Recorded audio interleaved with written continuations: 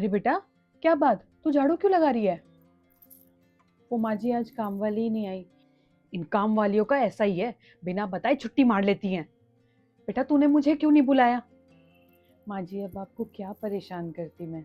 इसमें परेशानी वाली क्या बात है बेटा? दोनों सास बहू साथ में काम करती तो काम जल्दी हो जाता। अब तू एक काम कर, ये झाड़ू मुझे दे, तू पोछे की बाल्टी ले आ। झाड़ू मैं लगा दूंगी, पोछा तू लगा दियो। अरे नहीं नहीं माँ जी, मैं कर लूंगी। नहीं नहीं क्या बेटा, काम जल्दी हो जाएगा। तू जाके पोछा ले आ। ठीक है माँ जी।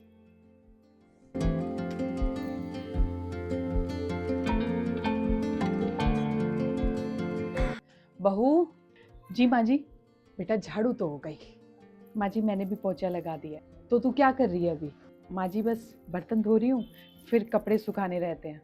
बर्तन मैं धो लेती हूँ, तू ऊपर कपड़े सुखाया, मेरे से ऊपर चढ़ा नहीं जाएगा। माँ जी आप परेशान मत हो ना, मैं कर लूंगी सब।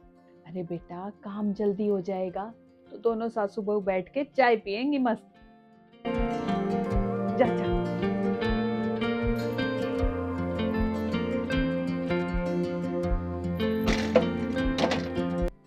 आ गई बहू कपड़े सुखा के? जी माँ जी, मैंने हम दोनों के लिए गर्मा गर्म अदरक इलायची वाली चाय बनाई है। आ बैठ।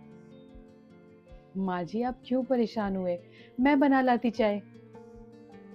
बर्तन धोते धोते मैंने चाय चढ़ा दी, साथ के साथ चाय बन गई। आजा।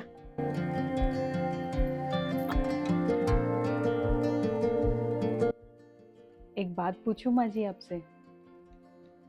हाँ बेटा पूछ।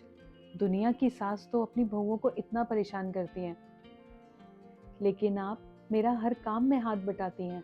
मेरा बुढ़ापे का सहारा भी तो तू ही है। जब मैं बिस्तर पे पड़ जाऊंगी तो मेरी सेवा तो तू ही करेगी ना। माँ जी, दुनिया तो अपने बुढ़ापे का सहारा अपने बेटे या बेटी को कहती है, और आप बहू को कह रही हैं। एक बात बताऊं बेटा, बेटियां तो शादी के अगले दिन से ही पराई हो जाती हैं।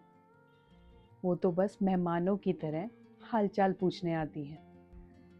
और बेटा, बेटे के ऊपर इस घर की जिम्मेदारी, जिसकी वजह से उसे कमाने के लिए पूरा दिन घर से बाहर रहना होगा।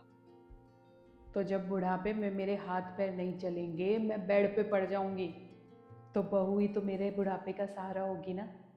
काश ये हर कोई समझ पाता माँ जी, तो कभी भी किसी की बहू बेटी कभी दुखी ना रहती।